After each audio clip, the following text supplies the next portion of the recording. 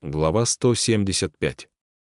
Видя, как сильно Муцина задел раскрывшийся факт, Селянь, поразмыслив, все наклонная черта влево таки решил его успокоить. На самом деле в этом ничего страшного нет. Муцин же с ехидной усмешкой перебил: «Значит, я прав».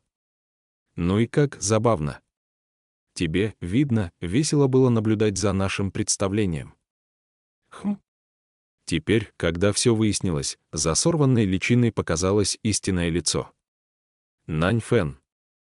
Нет, Фэн Синь, конечно, тоже чувствовал себя неловко, но даже он не выдержал, слушая подобные речи Муцина.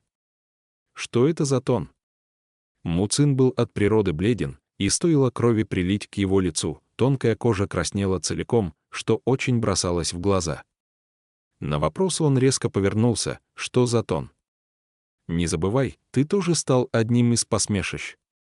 Так долго позволял ему над собой насмехаться и даже не возмутился. А я не столь великодушен, как ты, Селянь, вмешался. Я вовсе не собирался насмехаться над вами.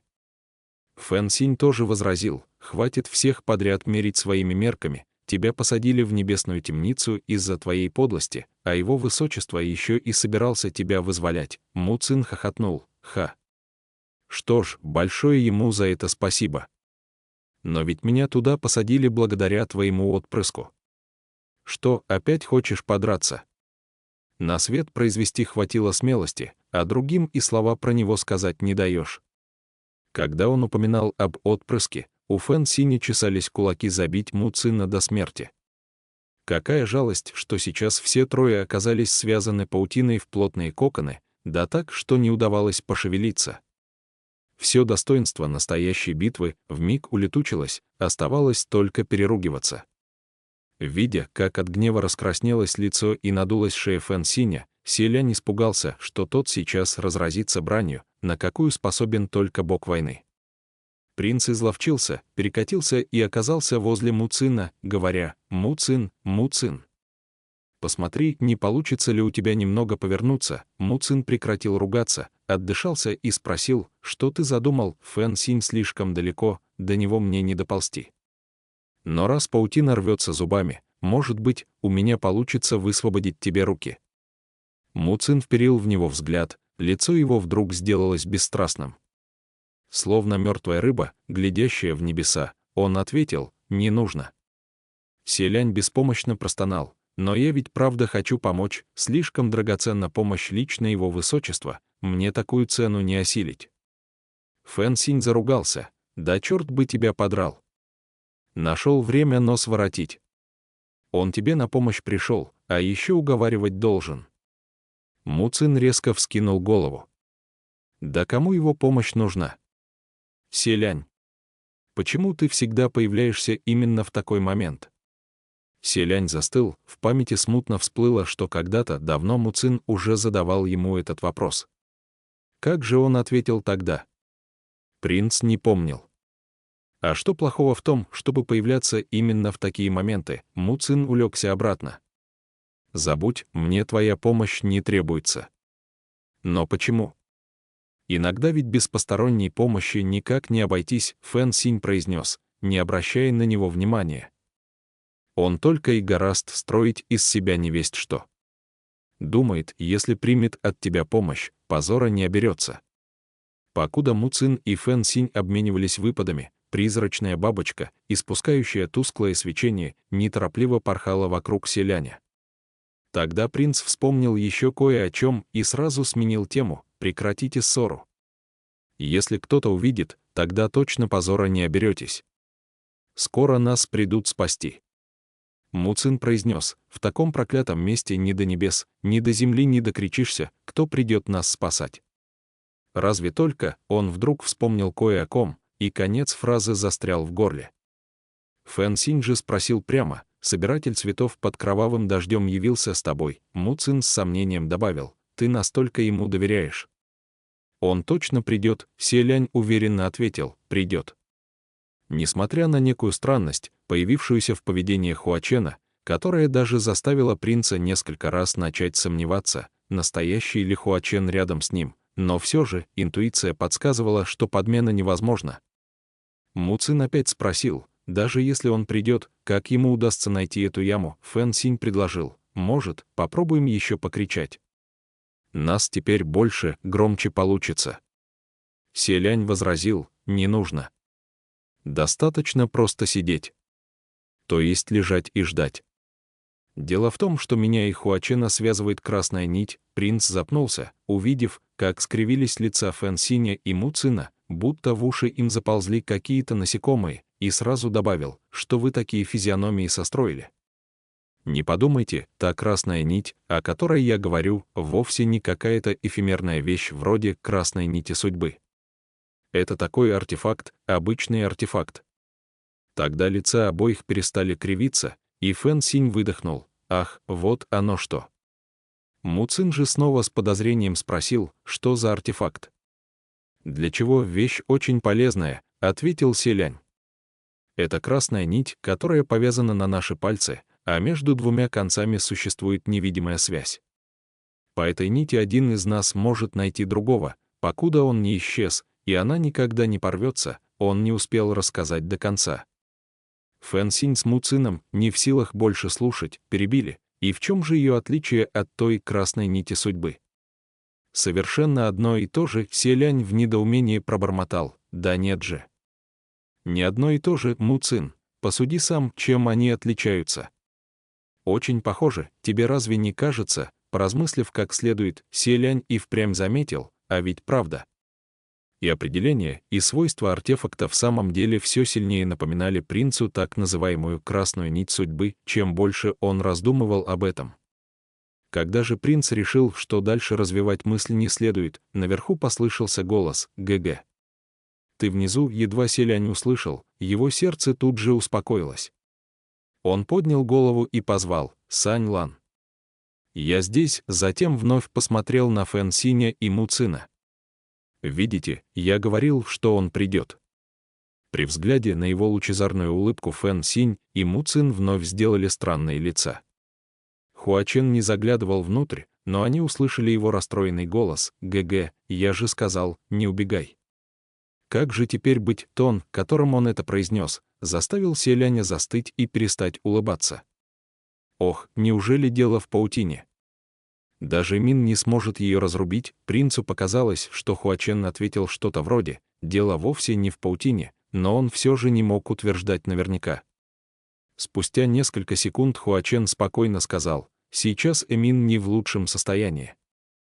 Селяню это показалось удивительным. В прошлый раз Эмин показал себя бодрым и энергичным, словно живой тигр или дракон.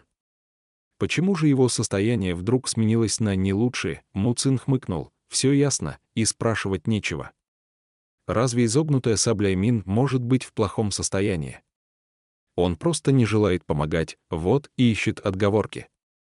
Селянь бросил ему, не говори так. Самому принцу более вероятным казалось, что Эмина опять за что-то наказали, и Хуачен запретил ему появляться. Стоило ему так подумать, и сверху мелькнула тень, а в следующий миг кто-то в красном одеянии бесшумно опустился на дно ямы возле Селяня, наклонился и взял принца за руку. Селянь, приглядевшись, тут же затараторил: «Сань Лан, зачем ты тоже спрыгнул? Осторожно, берегись паутины», и в самом деле, белые путы тут же налетели на очередную жертву. Хуачен даже не обернулся, лишь взмахнул рукой, и несколько сотен серебристых бабочек возникли настоящим боевым порядком за его спиной и схватились в ожесточенной битве с паутинками. Хуачен тем временем разорвал нити, связавшие принца, одной рукой подхватил за талию, другой призвал красный зонт. Уходим, другие двое, видя, что он совершенно не собирается их спасать, просто остолбенели. А вы ничего не забыли? Селянь не успел ответить, только Хуачен, обернувшись, бросил: «Ох да! Забыл». Оплетенный паутиной Фэн Синь тут же прилетел прямо в руки Хуачену, который протянул оружие Селяню. «ГГ, твой меч». Так вот о чем он, оказывается, забыл. Фэн Синь и Му Цин возмутились: «Эй!». Хуачен прихватил Селяня покрепче, взмахнул рукой, раскрыв зонт, и сказал: «ГГ, держись за меня», и зонт стал подниматься вместе с ними наверх. Селянь, как было велено, крепко схватился за Хуачена. Они уже взлетели на 2 чана, когда, услышав крики двоих внизу, принц почувствовал себя крайне неловко и воскликнул: «Я про вас помню». Жайо слетела с его руки, обмоталась вокруг 2 куколок на дне и понесла их из ямы. Уже в воздухе Фэн Синь вновь вскрикнул: «Стойте! Стойте! Я еще кое-что оставил внизу». Селянь спросил: «Что еще?» «Меч?» Вон там, в углу, Селянь действительно увидел рукоять в белой паутине, поэтому велел Жайо подобрать и меч тоже. Так все 4 наконец выбрались из ямы. Жайо, бросив на землю 2 чересчур упитанных личинок шелкопряда, немедля свернулась на запястье селяня, неистово дрожа от страха, словно эти странные белые нити, чем-то на нее похожие, но при этом многим более свирепые, напугали ленту до невозможности. Селянь успокаивающе гладил ленту, одновременно высвобождая 2 из шелкового плена при помощи Фэн Синя. Едва обретя возможность двигаться, Му Цин и Фэн Синь тут же вскочили и принялись со стервенением срывать с себя остатки пут. Селянь протянул Фэн Синю меч, спасенный Жайо, но, взглянув на оружие, немало удивился: «Это Хун Син? Нань Фэн, твой генерал починил его». У него как-то само вырвалось, и лишь после принц понял, что не так. Сейчас Фэн Синь и Му Цин по-прежнему оставались в обличиях Нань Фэна и Фу Я, и Селянь случайно позабыл, что они уже себя раскрыли, поэтому по привычке продолжил спектакль. Он желал проявить заботу, но итог вышел вовсе не таким, как задумывалось, лица обоих сделались озадаченными. Фэн Синь не умел прятать эмоции. С жуткой неловкостью во взгляде он принял истинный облик, взял меч и ответил: «Починил». Все-таки на горе Тунлу кругом одни демоны, так проще распознавать их сущность. Селянь мельком глянул на виновника, из-за которого меч пришлось перековать заново, тихо кашлянул и сказал: «Прости, что пришлось тебя затруднить». Все-таки нелегко вернуть первоначальный вид мечу, разбитому вдребезги. Му Цин, тоже обернувшись собой, отряхнул остатки паутины с рукава и вставил: «Вот и отлично, что починил». Все-таки большинство тварей привыкли менять личины, и уж если мозгов в голове не хватает, в любой момент можно прибегнуть к помощи Хун Сина и избежать обмана. Фэн Синь рассердился на его слова: «Ты кого это безмозглым назвал?» «Думаешь, я не расслышал намека?» Опять началось. Селянь покачал головой и сказал Хуачину: «Сань Лан, извини, я убежал слишком быстро и потерял тебя». Хуачен, убирая зонт, ответил: «Ничего. Я лишь надеюсь, что ГГ больше не станет так делать». Селянь расплылся в улыбке. И вдруг заметил странный взгляд, которым Му Цин взирал на Хуачена. «Му Цин, что с тобой?» — спросил принц. Му Цин сразу отвел застывший взгляд, посмотрел на селяня и ответил: «Ничего». Не приходилось видеть собирателя цветов под кровавым дождем в этом облике, удивлен редким случаем. В это объяснение селянь не очень-то поверил. Да, действительно, Му Цин, вполне вероятно, впервые видел Хуачена в завершенном истинном обличии, но ведь ранее им приходилось встречать его в обличии 16-17-летнего юноши. Разница между 2 образами Хуачена была не так уж велика, чтобы вызвать столь необычную реакцию. Они покинули пещеру с ямой и прошли немного, когда Фэн Синь в замешательстве спросил, что это за место. Му Цин тоже был немало озадачен, что все это значит. Они сразу попались в яму с паутиной и не имели возможности осмотреть обстановку за ее пределами. Теперь же их настигло потрясение при виде множества связанных друг с другом пещер, в каждой из которых попадались божественные статуи. Невольно возникал вопрос, как под заснеженной горой неизвестному мастеру удалось создать столь таинственное место, будто сотворенное руками самих богов и демонов. Селянь объяснил: «Это пещера 10 000 божеств». Му Цин, озираясь по сторонам, пробормотал: «Сколько же лет и сколько сил могло понадобиться, чтобы устроить такую пещеру?»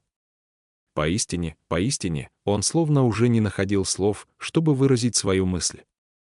И Селянь мог его понять. Все-таки подобные пещеры строились, чтобы заниматься практиками совершенствования тела и духа, а также поклоняться божествам. Когда-то и для него родители приказали устроить такую пещеру. А при виде этой ни один небесный чиновник не смог бы не поразиться масштабу проделанной работы. Установка в подобном месте их собственной статуи, несомненно, стала бы уже немалым подспорьем в увеличении уровня божественной мощи. Фэн Синь с подозрением спросил, какому богу здесь поклонялись. Почему лица статуи закрыты, Селянь ответил, разумеется, чтобы не дать таким, как мы, случайным визитерам, увидеть лицо божества. Му Цин добавил, но это весьма странно. Почему бы тогда просто не отломать статуям головы? Тонкая вуаль определенно не удержит желающих взглянуть на их лица. С такими словами он потянулся, чтобы сорвать покров с ближайшей статуи. Селянь не успел его остановить, но во тьме вдруг сверкнул холодный блеск, в полуцуне от пальца Му Цина зависло серебряное изогнутое лезвие. От внезапного убийственного намерения, исходящего от сабли, между всеми четверыми мгновенно повисло напряжение. Фэн Синь настороженно воскликнул, что все это значит. На лице же самого Му Цина, невзирая на возникшее перед ним лезвие, не отразилось ни тени страха. Он произнес, «Кажется, твоя сабля прекрасно себя чувствует». Разве это можно назвать не лучшим состоянием? Хуачен, стоя в этот момент за его спиной, ответил, растягивая слова, «Тебя не учили, что, оказавшись в чужих владениях, не стоит трогать ничего без спроса, это же не твои владения, ты то, чего взялся бороться за их неприкосновенность?» Хуачен спокойно ответил, «Просто не желаю натолкнуться на неприятности. Все же мы на горе Тунлу. Никто не знает, что произойдет, если снять покров. Столь дерзкой личности, как собиратель цветов под кровавым дождем, тоже приходится опасаться неприятностей». Му Цин опустил руку ниже, к рукаву одеяния статуи, но лезвие Эмина также переместилось, вновь не давая ему совершить задуманное. Тогда Му Цин спросил, «Я ведь не собираюсь срывать вуаль, лишь хотел потрогать камень. Почему собиратель цветов под кровавым дождем вновь чинит мне препятствие?» Хуачен притворно улыбнулся, «Чтобы ты ничего не натворил». Селянь втиснулся между ними, «Стойте, стойте. Нам ведь не столь важно, каким божествам поклонялись в этой пещере те, кто ее построил. Здесь вообще лучше надолго не задерживаться, давайте выберемся наверх, а там поглядим, что делать дальше. Не забывайте, у нас важная миссия». Хуачен, не отрывая взгляда от руки Му Цина, произнес, «Раз уж ГГ того желает, пусть он первым уберет руку, и я от него отстану». Селянь велел, «Му Цин, опусти руку». Му Цин уставился на принца, «Ты, случаем, ничего не путаешь? Почему это я должен первым уступать? А если я уберу руку, а он свою саблю?» «Нет», выбирая между небожителем и демоном, Фэн Синь, разумеется, встал на сторону первого, единственный приемлемый вариант, оба отступят одновременно. Но Хуачен не желал уступать ни Цуне, ни избыточной фантазии. Видя, что ни один не желает пойти на компромисс, Селянь положил руку на плечо Му Цину и мягко произнес, «Му Цин, ох. Перестань. Все-таки ты спровоцировал спор, так что должен первым выйти из него, идет. Хотя бы из уважения ко мне. Я тебя уверяю, когда ты опустишь руку, Сань Лан сдержит обещание». Му Цин явно не желал покориться, но, еще поупрямившись некоторое время, все-таки медленно отвел руку, и они вновь направились по тоннелю. Теперь, когда натянувшаяся была тетива наконец ослабла, Селянь тоже вздохнул с облегчением. Как раз к тому моменту они вновь вышли к развилке, и принц обратился к Хуачену, «Куда нам следует свернуть на этот раз?» Хуачен, казалось, не глядя сделал выбор, «Сюда». Фэн Синь и Му Цин, которые шли за ними следом, похоже, вновь принялись ругаться, а в перерыве между осыпанием друг друга бранью Му Цин спросил, «Как это ты выбрал?» «Почему именно туда?» Двое впереди, одновременно повернувшись, ответили, «Выбрал вслепую». Фэн Синь тоже нахмурился. «Да разве можно выбирать вслепую? Давайте все-таки проявим осторожность, чтобы вновь не попасть в какую-нибудь яму». Хуачен с улыбкой произнес, «Даже если попадем, уж я найду способ вызволить оттуда его высочество. Вы можете идти с нами, а можете без нас. Но вообще-то, если честно, мне не очень хочется снова вас выручать». Такова была манера, в которой Хуачен говорил с людьми, пусть с улыбкой на лице и с крайней вежливостью в словах, но создавалось впечатление невозможного притворства, а чем фальшивее он улыбался, тем сильнее его тон злил собеседников. Фэн Синь так рассердился, что даже натянул свой лук. Селянь, понимая, что Фэн Синь не станет по-настоящему развязывать драку, сказал: «Уж прости, Фэн Синь. Но в сложившихся обстоятельствах нет разницы, какой избрать тоннель». Хуачен рассмеялся: «Страшно, страшно. Видимо, мне нужно держаться от него подальше». Он вздернул бровь в сторону селяня и в самом деле отошел на несколько шагов. Принц понял, что он лишь хочет идти чуть поодаль от этих двоих, поэтому лишь с улыбкой покачал головой и только собрался присоединиться к Хуачену, как вдруг Му Цин задержал его, коснувшись рукой.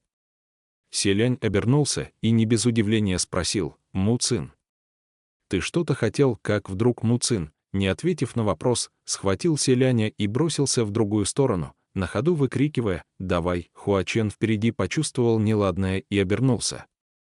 Но Фэн Синь уже ударил кулаком в каменную стену, посыпались крупные обломки камня, завалившие проход. Двое тут же со скоростью молнии наложили на камни более 50 сдерживающих талисманов. Так Хуачен оказался отделен от их троицы грудой камней. Так значит, по пути они вовсе не переругивались, а планировали внезапную атаку. Селянь так и остолбенел: «Что вы наделали?» Он хотел оттолкнуть Му Цина, чтобы проверить, не пострадал ли Хуачен, но Фэн Синь сгреб принца за плечо, и они вместе с Му Цином, схватив селяня с двух сторон, помчались прочь, унося принца с собой. На бегу Фэн Синь прокричал: «Скорее, уходим!». Талисманы долго не продержатся. Му Цин забранился на селяня. Он еще спрашивает, что мы наделали. «Ты что, не видишь, как странно он себя ведет?» «Да где же странность? Ты и впрямь сдурел, как я погляжу». Каждый его шаг так и кричит о странности. «Только ты, слепец, этого не замечаешь!» Фэн Синь заорал на них: «Хватит болтать, бежим!».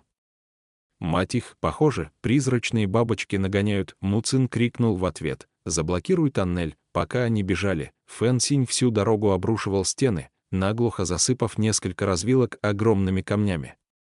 Двое, унося селяня, ветром мчались по извивающемуся, как кишка, подземному лабиринту, покуда селянь не почувствовал головокружение от бесконечных поворотов и не закричал им: «Стойте! Остановитесь!». Пробежав довольно длинный отрезок пути, двое наконец прервали бег, чтобы отдышаться. Пользуясь моментом, селянь заговорил: «Нет, послушайте, вы двое, почему вы вдруг схватили меня и бросились на утек?» «Что-то обнаружили?» Фэн Синь, упираясь руками в колени и тяжело дыша, ответил: «Пусть вот он тебе еще раз все расскажет». Му Цин выпрямился и сказал селяню: «Ты до сих пор не заметил столь явную деталь. Бусина. Ты помнишь ее, эту бусину?» «Какую бусину?» Му Цин выплюнул по слову: «Праздник фонарей, торжественное шествие. Одеяние воина, радующего богов. Пара темно-красных коралловых сережек. Бусина, которую ты тогда потерял». Селянь не мог припомнить, как ни старался, только растерянно потер мочку уха и переспросил: «Разве тогда на мне были коралловые серьги?» «Я правда потерял одну». У Му Цина нервно дернулся уголок рта. Он разгневанно зашипел: «Вы двое тогда незаслуженно обвинили меня в воровстве. Как ты можешь не помнить об этом, селянь? Все-таки прошло уже 800 лет». Фэн Синь же возразил: «Что ты несешь? Никто тебя не обвинял, ты сам себе навыдумывал». Селянь помахал рукой: «Не ссорьтесь, не ссорьтесь.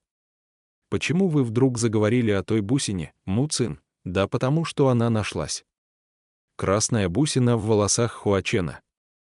«Ты что, не видел?» Селянь широко округлил глаза. «Ты имеешь в виду?» Му Цин категорично заявил: «Именно». Так вот почему Му Цин состроил такое лицо, когда увидел Хуачена. «Но как эта бусина могла оказаться у него?» — спросил селянь. «Ты уверен, что не ошибся?» Му Цин перебил: «Ту бусину я искал без малого год». И после продолжал поиски. Кто угодно мог ошибиться, но только не я. Селянь, спрятав обе руки в рукава, задумчиво нахмурился: «И все-таки я думаю, что тебе, вероятно, показалось. Нет причины, по которой бусина могла оказаться у него. Ведь коралловые бусины высшего качества выглядят одинаково. К тому же Сань Лану нравится коллекционировать драгоценные редкости, у него даже хранятся тысячелетние реликвии. Му Цин закивал. Ладно, ладно. Считаешь, я ошибся, да? Хорошо. Тогда посмотри вот на это. Он как раз стоял возле одной из божественных статуй, а с этими словами потянулся и рывком сдернул покров с ее лица. Посмотри, что тут такое, здесь-то уж не может быть ошибки. В тот миг, когда покров слетел и Селянь бросил взгляд на статую, его зрачки сузились до маленьких точек. Никаких жутких уродств на лице статуи не было. Она изображала улыбающегося молодого человека с мягкими и вдохновенными чертами. Но когда принц посмотрел на него, от макушки по телу мгновенно разбежались мурашки. И могло ли подобное не испугать? Ведь это лицо в точности повторяло облик самого Селяня. Принц глядел на статую с такого близкого расстояния и будто бы смотрелся в зеркало. Даже его привычная мягкая улыбка сделалась несравнимо странной. Не в силах остановить волны мурашек, Селянь проговорил это. Му Цин бесстрастным тоном спросил: «Теперь ты тоже скажешь, что я ошибся?» Селянь с огромным трудом выдавил: «Откуда здесь могла взяться моя статуя?» А вот и нет. Смотри внимательно. Он сорвал вуаль с лица другого изваяния поблизости. И это лицо тоже внезапно оказалось образом Селяня, сразу несколько статуй остались без покровов, и все лица были совершенно одинаковыми. Му Цин добавил: это действительно пещера 10 тысяч божеств. Вот только на самом деле посвящена она лишь одному богу. Лишь одному Селяню, глядя на собственные лица, окружившие со всех сторон, Селянь будто погрузился в иллюзию или очень странный сон. У принца шла кругом голова, и вдруг он кое-что вспомнил. «Постой, Му Цин. У тебя ведь ранее не было возможности увидеть лица статуй. Когда ты попытался, он ведь тебя остановил, верно?» Му Цин фыркнул. «Мне не нужно смотреть на их лица, чтобы понять, что изваяния изображают тебя». Как это? На лбу Му Цина чуть проступили вены, он швырнул на землю охапку вуалей. Как это? А вот как: я когда-то полностью отвечал за все твои деяния, за украшения, за весь твой быт. Я стирал и латал твои одежды, и среди них каждая вещь была уникальной, на целом свете второй такой не найти. Мастер вырезал эти статуи слишком подробно, ничего не упустил, сходство идеальное.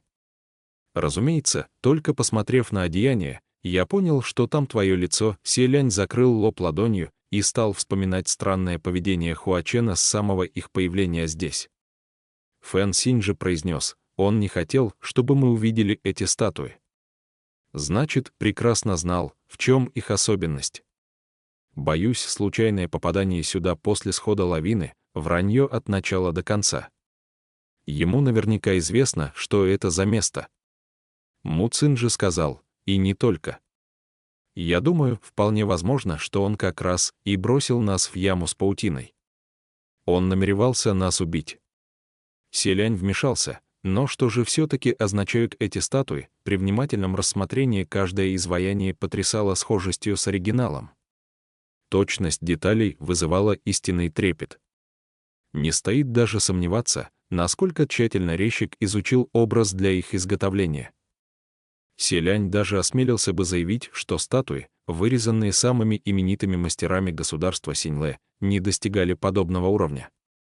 При одном только взгляде на эти творения возникало ощущение, что все мысли Создателя занимал лишь он один, глаза видели перед собой лишь его образ. Троица оказалась окружена божественными статуями, которые все были на одно лицо.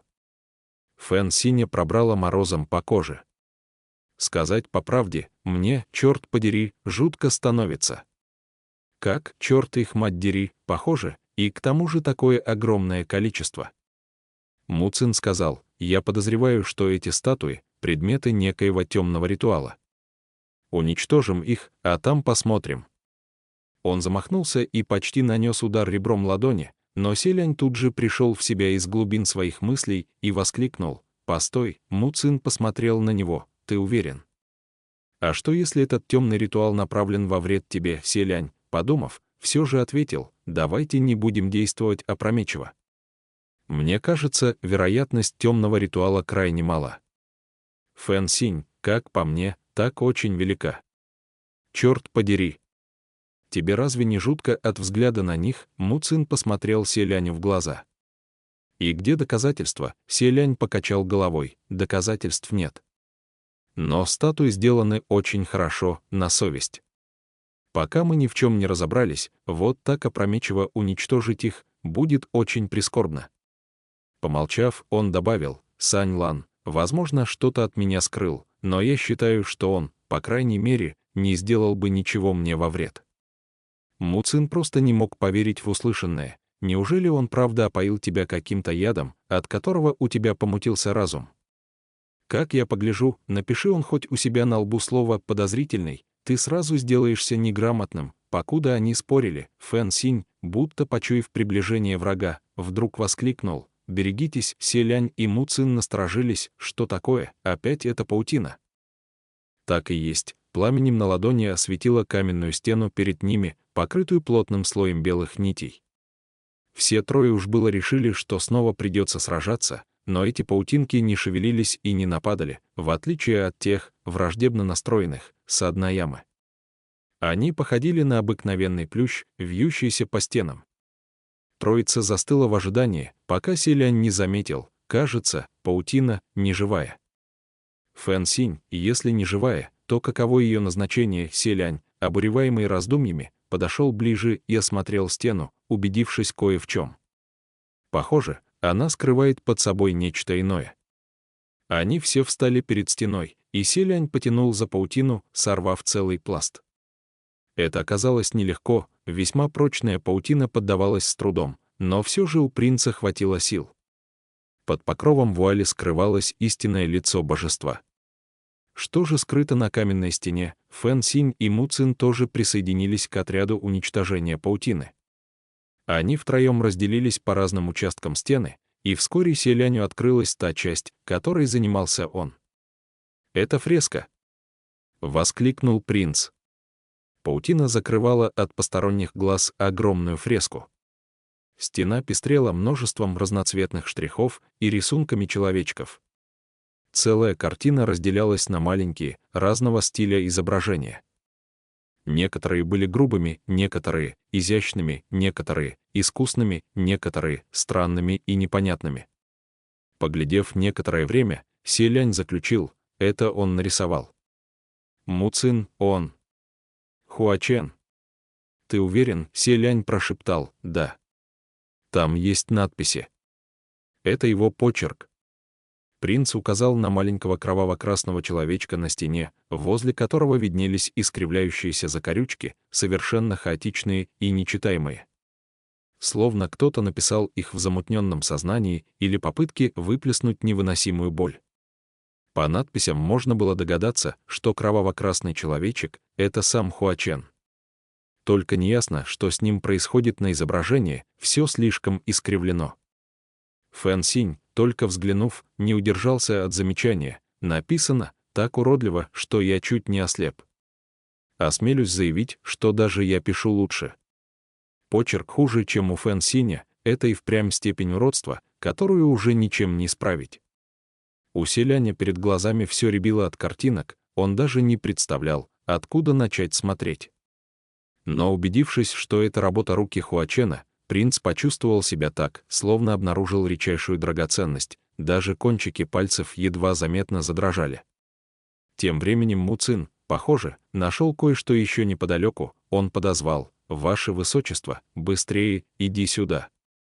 «Скорее, взгляни!» Селянь наконец пришел в себя. Что там? Фэн Синь и Му Цин уже не могли вымолвить ни слова, просто указывали принцу на картину, которая занимала довольно большую часть фрески. На ней изображалась высокая городская стена, под которой бушевало целое море людей. Толпа окружала разукрашенную платформу. Линии были простыми, однако несколькими мазками была ухвачена вся суть. Му Цин, указывая на самый центр картины, дрожащим голосом пробормотал: «Так значит, это он». Взгляд Селяня приковало к тому же месту. Только два персонажа на тусклой картине выделялись цветными пятнами. Один внизу, раскрашенный белым, весь будто светился ярким сиянием. Он поднимал голову к небу и протягивал руки, чтобы как раз поймать маленького человечка, падающего со стены. И этот второй человечек бросался в глаза кроваво-красным. Му Цин продолжал бормотать: «Это он. Это он. Тот мальчишка, что свалился со стены во время шествия на празднике фонарей. Но как такое возможно? Неужели? Собиратель цветов под кровавым дождем. Это он». Фэн Синь быстро похлопал их по плечам и указал на другую часть фрески. Вон там еще. Селянь приблизился и увидел другой сюжет: полуразрушенную кумирню и статую божества на постаменте, также окруженную ореолом белого света. В одной руке статуя сжимала цветок, в другой — красный зонт, который протягивала вниз. А у постамента уродливый красный человечек преподносил божеству маленький цветок, держа дар обеими руками. Селянь ощутил легкую головную боль, прижал ладонь к стучащему виску и продолжил изучать фреску. Еще один ее фрагмент описывал, похоже, поле брани. Огромная армия солдат в полном обмундировании застыла в ожидании битвы, а в небесах над ними парил белый человечек с мечом. От его образа так исходила грозная божественная мощь. И здесь тоже, среди бесчисленной армии людей, присутствовал кроваво-красный человечек. Он задирал голову, глядя на белую фигуру в небесах. Селянь завороженно рассматривал картины, когда рядом прозвучал потрясенный голос Фэн Синя, который не мог поверить в увиденное: этот красный, один и тот же человек. Это все он. Хуачен. Я, черт подери. Он все это время следовал за тобой по пятам. Му Цин, также с выражением крайнего потрясения, добавил: не просто следовал, он следил. Очень, очень внимательно. Везде и всюду. Смотрите, вот еще главная улица, безмрачный лес, а это что? Горбатый склон. А небеса? Выходит, все эти статуи — его работа. У Фэн Синя от увиденного просто волосы вставали дыбом от ужаса. Черт подери, да кто он такой? Следил за тобой, начиная с того самого момента 800 лет назад. Преследовал тебя до сегодняшнего дня. Твою мать! Это же настоящий кошмар. Он одержимый. Что ему надо? Обычные последователи не дошли бы до такой степени поклонения. Что он, в конце концов, задумал? Му Цин ответил: здесь кроется какой-то коварный замысел, наверняка кроется. Скорее, посмотрим дальше, мы точно сможем отыскать здесь ответ. Селянь же совершенно остолбенел от потрясения. Он лишь неотрывно смотрел на кроваво-красного человечка на стене и пока еще не осознавал увиденное, лишь чувствовал, как беспорядочные фрагменты прошлого, которые он вовсе не забыл, просто не придавал им значения, то и дело сменяют друг друга и бурным потоком заполняют голову, да так, что становится уже трудно дышать. Неожиданно до принца донеслись громкие крики Фэн Синя и Му Цина. Селянь вздрогнул, что там еще такое. Небожители, стоя у стены, кажется, увидели нечто из ряда вон выходящее. А когда принц вознамерился тоже подойти и посмотреть, Фэн Синь торопливо развернулся, задержал и даже оттолкнул принца. «Твою же!» «Не смотри!» — Селянь растерялся. «В чем дело?» «Что там?» «Почему мне нельзя посмотреть?» Лицо Му Цина тоже сделалось чернее тучи. «Не смотри!» «Ни на что там смотреть, скорее, уходим!» И они, вновь подхватив принца под руки с обеих сторон, бросились на утек. Селянь, зажатый между ними, воскликнул: «Что вы делаете?» «Я ведь еще не досмотрел фреску до конца!» Фэн Синь на бегу гневно забранился: «И не надо! На такое смотреть нельзя! Твою ж мать, вот ведь!» Да я, черт подери, никогда не встречал такого непотребства. И таких непотребников. Селяню это все показалось ужасно странным. «Чего ты никогда не встречал?» «Что такое с Сань Ланом?» Му Цин прикрикнул на принца. «Он еще и Сань Ланом его зовет». «Прекрати. Тут не знаешь, как бы от него отделаться. Впредь не вздумай даже приближаться к нему, он ненормальный, он больной. Он безумец». Селянь, не в силах больше слушать, перебил: «Почему вы на него так взъелись?» Это не мои слова, но из нас ни один не может похвастаться нормальностью. Идет, Фэн Синь в ответ снова закричал: «Не спрашивай. Ты не поймешь. Он не такой, как мы. Он свихнулся. У него к тебе, что у него ко мне. Будьте любезны, отпустите меня, чтобы я сам пошел и посмотрел». Хорошо, один порывался вернуться, двое других тянули его за собой. И покуда они застряли на одном месте, впереди внезапно послышался голос, отливающий холодом металла. «Я разве не сказал, что, оказавшись в чужих владениях, не стоит трогать ничего без спроса?» Все трое моментально застыли и повернулись на звук, увидев красную фигуру. Хуачен стоял, прислонившись к стене, и преграждал им путь. Он с улыбкой произнес: «В противном случае, уж я не берусь утверждать, какая участь за это постигнет». Он улыбался, но во взгляде не было и тени улыбки, только тьма, в которой ничего не разглядеть. Одной рукой обняв другую, он поигрывал в пальцах чем-то маленьким. Темно-красной коралловой бусиной, нанизанной на тонкую прядь его волос. Коралл переливался красным блеском и притягивал яркостью взгляд, так же, как олеющая на его бледных пальцах нить.